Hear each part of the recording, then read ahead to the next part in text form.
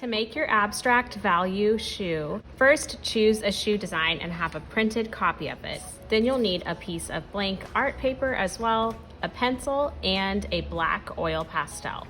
First, you should write your name on the back of your blank paper. You should also write your room number. Then you can set that paper aside, and on the back of the printed shoe, you're going to use the black oil pastel and rub along the back. We want to cover the area that the printed part of the shoe is on. So I can see through the paper here. So I want to put the oil pastel all around that area. We are going to start by doing a transfer of the image by tracing on top of the lines on the other side of the paper. So I don't really need to put my oil pastel up here because there is nothing printed up here for the shoe. So just make sure that the pastel covers the area that the printed shoe is on. Then you're going to take your piece of paper and the shoe and put the shoe paper on top of your blank piece of paper. Line up the edges of the bottom of both papers together.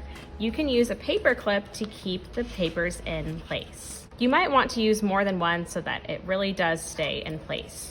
Now we are going to do the transfer. So you're going to use your pencil and make sure that it's sharpened so that you have a nice point on your pencil, and you're going to trace around the outline of the shoe, making sure that you press down hard on the outline. This is transferring the oil pastel from the back of the shoe to your other paper. I can take a peek and look. So when I look, I can see the lines from the oil pastel going onto my paper underneath. You really do not want to move your paper until you are done with this process because you don't want your image to get skewed. So leave it in one place and then remove your paper. So I'm gonna go around and trace the entire outline of the shoe.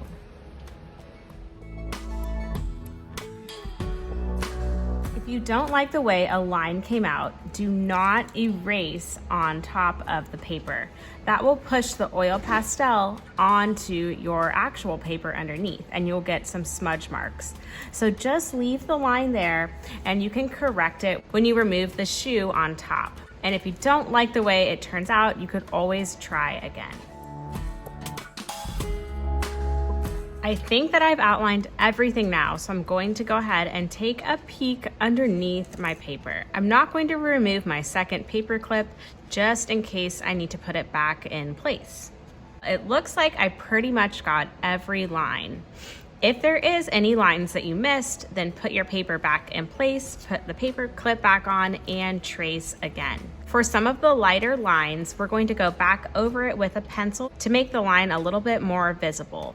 If your lines are super light and really hard to see, then you might want to try again and do another transfer. Make sure that you're pressing down hard enough with your pencil so that the oil pastel transfers to your paper. Don't worry too much about smudges that are on your paper. You can use an eraser. The white ones work best to remove some of the smudges. We will be adding color to this, so little tiny smudges do not matter that much. I'm going to go ahead and make some of these outlines a little bit more visible by going over them with my pencil. The next step is outlining your shoe with a Sharpie. You can use the regular size Sharpie for most of your outline, but if you have any small details like maybe some logo design or shoelaces, you might want to use the skinnier Sharpie for that. So I'm going to go ahead and outline my shoe.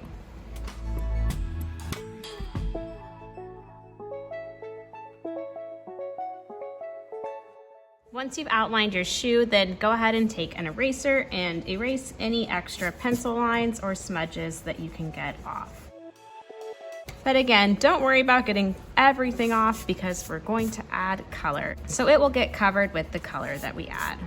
The next step is breaking up the space by drawing lines with a ruler. So we're going to draw lines that go right through our shoe.